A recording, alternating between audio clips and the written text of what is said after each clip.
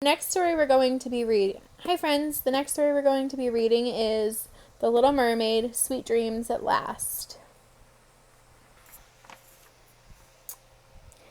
It was a bright, sunny morning, and everyone in the royal castle was wide awake and ready to begin with a brand new day. Everyone, that is, except Princess Ariel. Ever since she had become human, Ariel had had trouble falling asleep at night. The night before had been no different. Yawning, Ariel made her way to the balcony for breakfast. As soon as she sat down, her sleepy eyes began to close, and plop, her head dropped to oatmeal. Ariel jolted awake. Not again, she groaned. During the day, an exhausted Ariel had been falling asleep in the most unusual places. In the royal garden, in a rowboat, even on the beach. But at night, Ariel tossed and turned. No matter how hard she tried, she couldn't fall asleep in her own bed.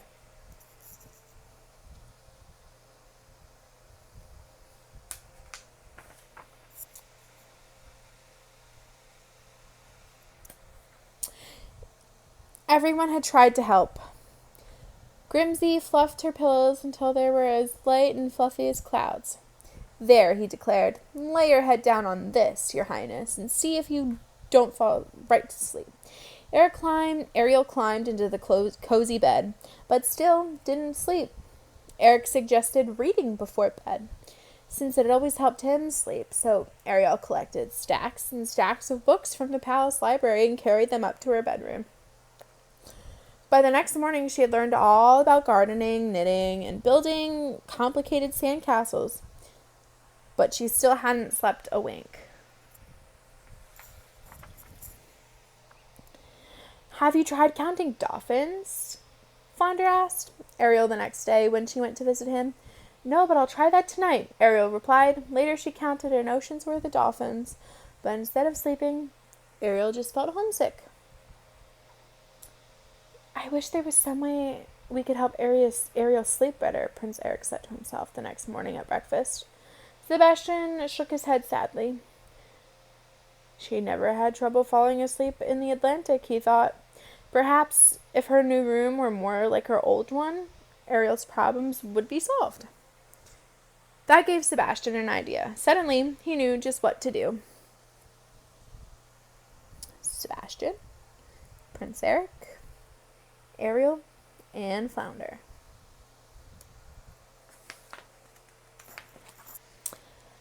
That afternoon, Princess Eric suggested that he and Ariel go out on his boat for a long, relaxing sail. Oh, that sounds wonderful, Ariel agreed. The royal schooner was readied and the anchor was raised. Before they had even cast off, Ariel began to yawn. Where shall we sail, my dear? Eric asked. Ariel? But when Eric turned to her, he saw that Ariel had already fallen asleep on some coils of rigging rope.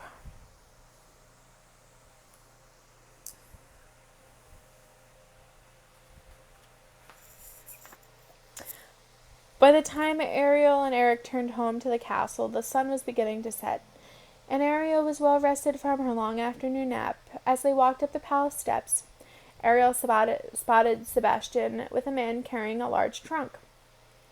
Hello, Sebastian, Ariel called to her crustacean friend. Won't you have dinner with us tonight? I'm afraid I can't, Your Highness, Sebastian said. I have some important work to do this evening before it's time to go to sleep. At last, the sky filled with twinkling stars, and it was time to say goodnight. Ariel climbed the stairs and reached her bedroom just as Sebastian was tiptoeing out. He bowed and eagerly held open the door for the princess. Surprise! Shouted Sebastian. My things! Cried Ariel. How did they get here? I thought having them nearby might help you sleep better, Your Highness, Sebastian said with a smile. Everywhere Ariel looked, she saw something from her old undersea room, a bouquet of deep-sea blossoms, her mother-of-pearl comb, her treasured music box. Oh, thank you, Ariel cried happily.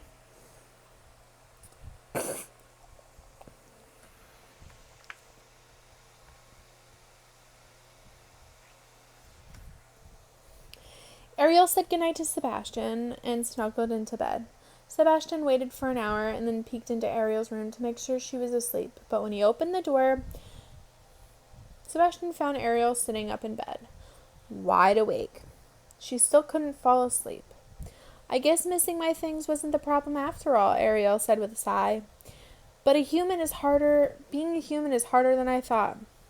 There's one more thing we can try, Sebastian said, climbing up the music box. He opened the lid and waited for it to play a slow, sweet tune. But nothing happened. Sebastian looked inside. He spotted the problem. A big, lumpy pink shell. He moved to toss it aside, but Ariel quickly took it from its claws.